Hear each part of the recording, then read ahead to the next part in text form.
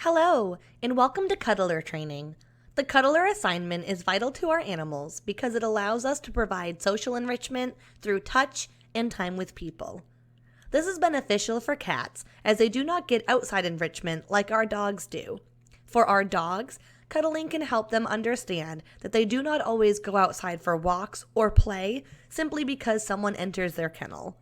This teaches both species to appreciate visitors and can lead to successful adoptions. Lastly, with all there is to do at our center, our staff members simply do not have enough time to interact with every animal or see every concerning or red flag behavior or body language. So, this is where you come in. Let's get started. After you've arrived at the center, grabbed your badge from the front desk, and your supplies from the Foster and Volunteer Lounge, you'll want to head to the adoption floor.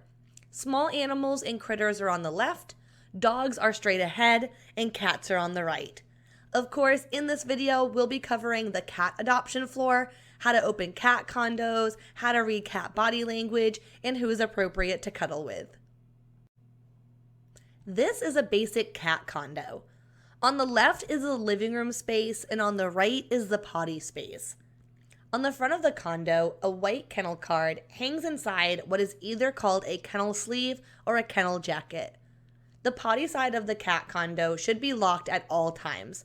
This is for two reasons. One, to keep the cat's litter box and potty space undisturbed by visitors, and two, to give the cat a choice as to whether or not they would like to interact with you or any other visitors. If the cat is available for adoption, the living room side of the condo should be unlocked to encourage visitors to interact with this cat. By comparison, this cat has an adoption pending, so they will be leaving soon.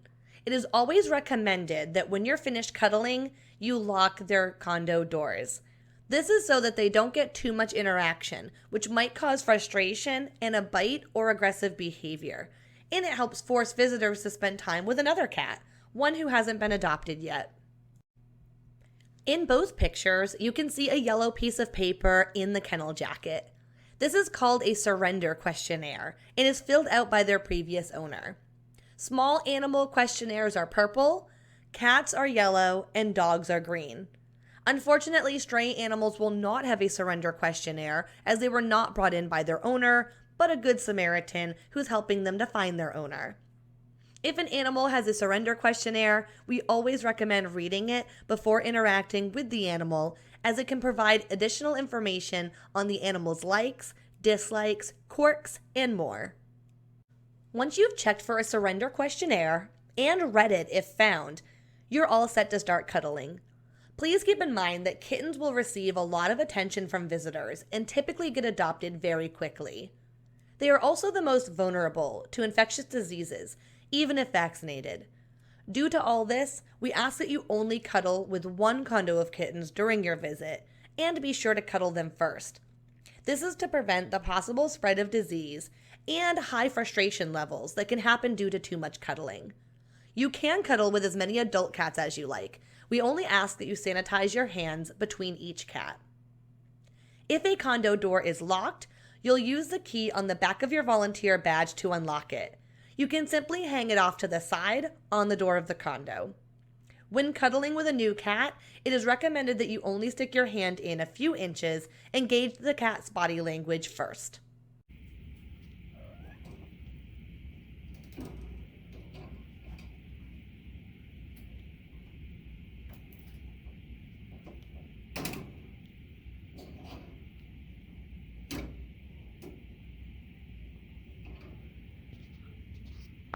To keep this video short and sweet, we'll only cover cat body language briefly. Referencing this picture, a general guideline to follow is the more loose and wiggly a cat is while they approach you, the more interested and friendly they are. Of course, cats are famous for speaking their minds and wearing their emotions on their sleeve, so they generally aren't afraid to let you know if they've changed their mind or had enough. A general guideline to follow for anxious or fearful cats is to look for a stiff body with ears back and large pupils.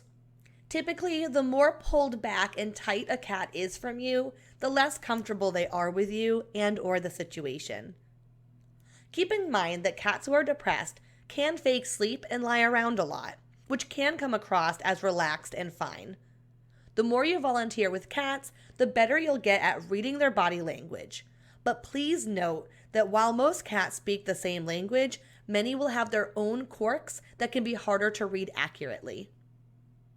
To help our cats feel comfortable, we often provide them with hiding boxes or by creating a hiding space with a towel or a small blanket. If you remember from the beginning of this video, by keeping the potty side of the condo locked, this gives cats a choice on whether or not they'd like to interact with you or be cuddled. It has been researched in the animal welfare field that by giving animals choices, we can help keep their stress and frustration levels down. This is why we do our best to give them as many choices as we can.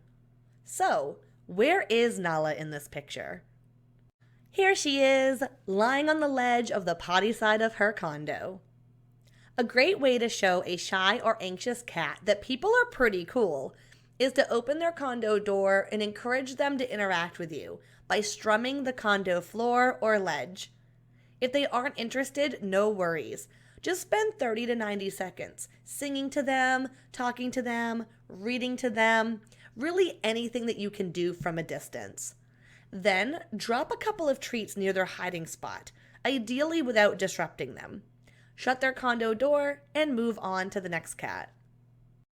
On the topic of body language, if you do see concerning or potentially aggressive behavior or body language from any of the animals on our adoption floor, tell someone right away. Do not assume it'll get better or that you'll get an animal in trouble or euthanized for speaking up. If you are proactive and we know about an animal who is having a hard time on the adoption floor, there are 5 options for that animal. 1. We can hang a bad day sign or a barrier on that animal's kennel, letting visitors know that this animal needs some time to be alone. 2. We can move that animal to the back of the center for some TLC and extra enrichment from our expert staff members. This will give them time to get to know this particular animal better and potentially move them back to the adoption floor if their behavior improves. 3. We can promote this animal to our fabulous foster homes to give them a break away from the center. Then they might come back when we've learned more about them, or they could get adopted directly from their foster home. 4. We can promote this animal to our wonderful list of rescue partners to get them out of our building and into a foster home with another organization, especially if that organization specializes in medical or behavioral cases. 5. That animal could be euthanized if their behavior continues to get worse and none of the other options have worked out for that animal. This is the last option, and no one wants to euthanize animals unless we have no other choice, or it has become the most humane thing that we can do for that animal. If you're worried about speaking up, about concerning or potentially aggressive body language or behavior because you're worried that the animal will be euthanized, please keep in mind that if no one speaks up until that animal bites someone, then we only have 2 options. Find a rescue partner to take them, or euthanasia. Unfortunately, our hands are tied in this situation. This is why it is so much better to speak up when you see something so that we can help these animals feel better or change locations, like a rescue or foster home, before it gets worse. Of course, not all of our animals are going to be scared, shy, or shut down. Many may be like Sesame, who is practically falling out of her condo to interact with this volunteer. Unfortunately, we had to keep this video short because it was simply a demo video. But a frequently asked question is, how long should each cuddling session last? And the answer really depends on the animal and if they seem to be enjoying it. This could be around 5 to 10 minutes per cat. It really just depends.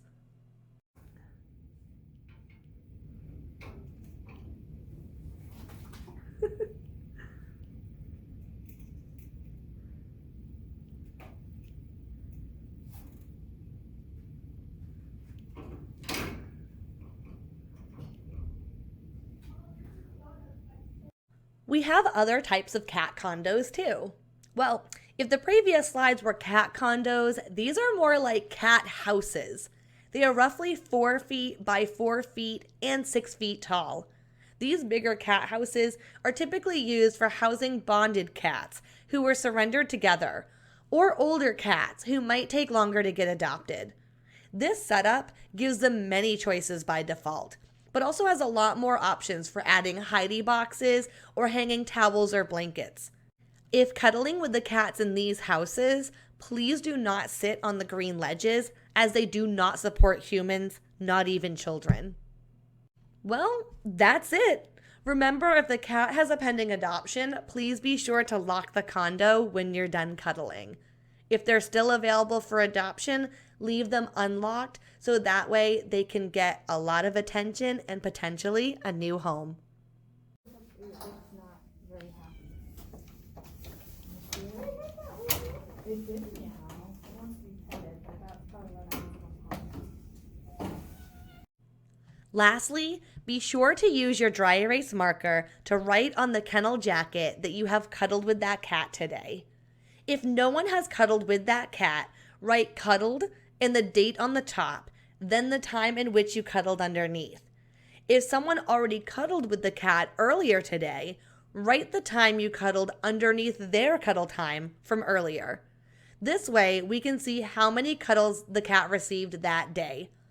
Any cuddles from previous days can be erased. Thank you for completing our Cat Cuddler training video. We're so excited to have you volunteering with us and can't wait for you to get started. If you have any questions, please don't hesitate to reach out to the volunteer coordinator. We hope to see you soon.